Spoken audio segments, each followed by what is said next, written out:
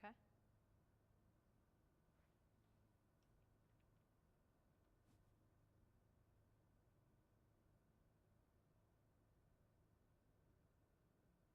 Okay, just look at me, Coach.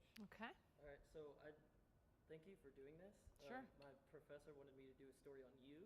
Okay. So that's why I'm doing this interview. Okay. Because I already got to interview Felicia and Christian and ask them about you. Okay. So let me first start off by asking, what got you into coaching?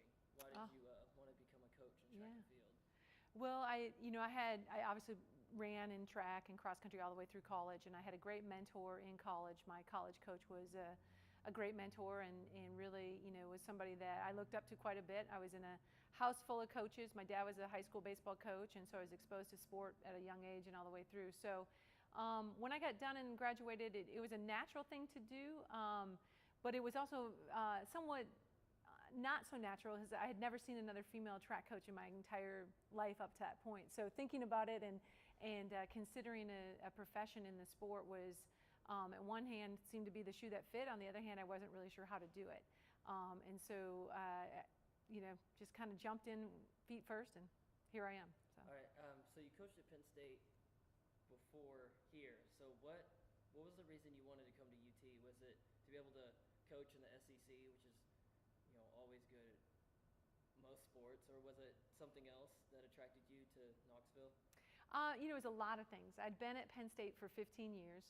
We had a lot of success and was the director of track and field, men's and women's track and field up there, and we'd done quite a bit at the conference and NCAA level, and was very comfortable and excited to be in the position I was. But Tennessee called and had an interest in me, which piqued my interest in that.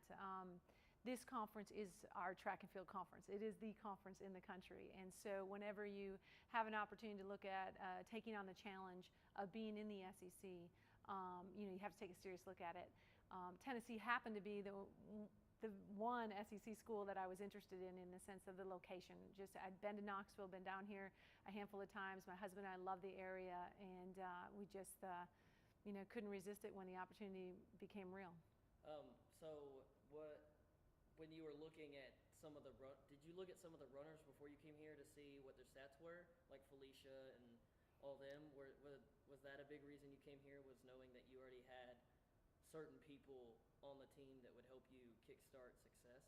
Well, not so much. A lot of people have asked me that question, like, did you see what the depth of your roster was when I came in? But the reality was the program was pretty wiped out, even though Felicia was on the roster, she had not done a whole heck of a lot up to that point. And I knew their program simply because of the history of it. And so what was enticing to me was knowing that it has been so successful, the administration wanted it to continue to be successful. So I had the faith that we could rebuild it, and we've been very fortunate that some of the young people on the roster have evolved the way they have in the short amount of time.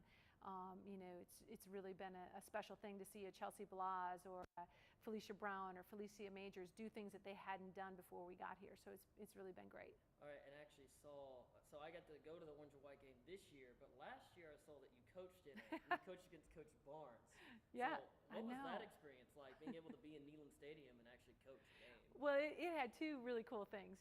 One was just being involved. They really let you be involved. They had the headset on. They let me make the calls. I was telling Josh Dobbs what calls to or what plays to call, and it was really exciting. But the other cool thing, well, it wasn't so cool because I was on the losing team, so I did have to eat the hot dogs and beans with them instead of a steak dinner. But that was Peyton Manning was there, and so I was able to beat Peyton Manning and be on the sidelines with him too. So it was all really just a great experience, and Coach Jones and his whole staff made it very exciting.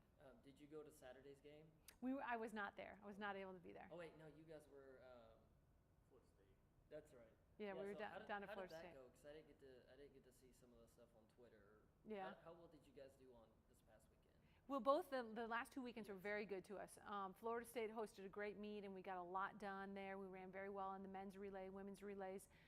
Some of the open events went very well for us. And then we turned around and went to LSU and had another kind of breakout, a little bit from some different areas really came through. Cassie Wortman came through in the shot put. Kaylee Davis-White really ran a very fast 100 meters for us. Fee Brown continued her winning streak in the 200. Coleman continued his in the 100. and really across the board, we just had some great performances. So we were thrilled with it. It felt really good to be at a conference school and hold our own and compete very well. We turn around and go to the Penn Relays this weekend, and we'll be focusing on the relays and our field events, but we'll also see some great action out of some of the distance kids as well. So. All right. So when I interviewed Fee, she said you use quotes a lot. So how did that come about when you started using quotes? Because I know in high school my coaches would use Vince Lombardi quotes like all the time. So like, Sure. who are some of the people you quote when you're trying to get them pumped up and ready for track meets and stuff? Sure. Well, I think I actually have a variety pack of quotes. I try and find a quote that really fits for where we are in the season or where we are with this young person as an individual. So I think Fee's referring to a lot of some of the quotes I'll give to the individuals, and just in the sense of where they may be in terms of what they're trying to achieve, the challenges they've had, those kinds of things that they're trying to overcome. But you can't not be motivated by a great quote, and certainly quotes from Pat Summitt, from Joe Paterno, from other great coaches that have been in the business for years and years are easy to draw upon. So when you're not coaching, what do you like to do outside of coaching? Because I asked Felicia that, and she said she watches a lot of Hulu and stuff like that. So what do you do when you're not coaching? Because coaching, I know it takes a lot of time. So when you get time, what do you do?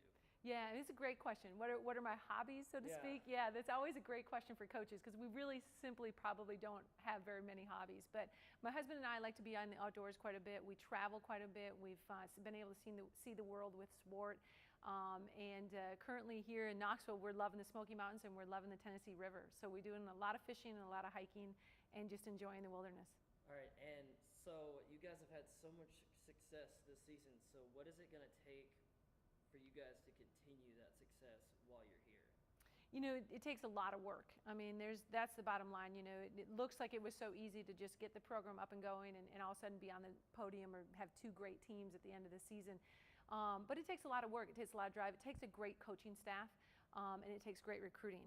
The first thing you have to do is really create your inner circle with your coaches and develop everybody on the same page for what we're trying to achieve. Then it's taking the current team and making sure that they're on board and they understand the workload that they're going to have to do and how they need to reach for bigger and better things and not be satisfied just going through the motion. And then it takes recruits, finding and identifying the right people for Tennessee and the right people for Tennessee track and field and, bringing them in and getting them here and then starting that process again from ground one with freshmen each year. So.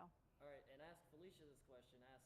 If someone asked her who is Felicia Brown, what would she say? So if someone asked you who is Coach Sullivan, what would you say?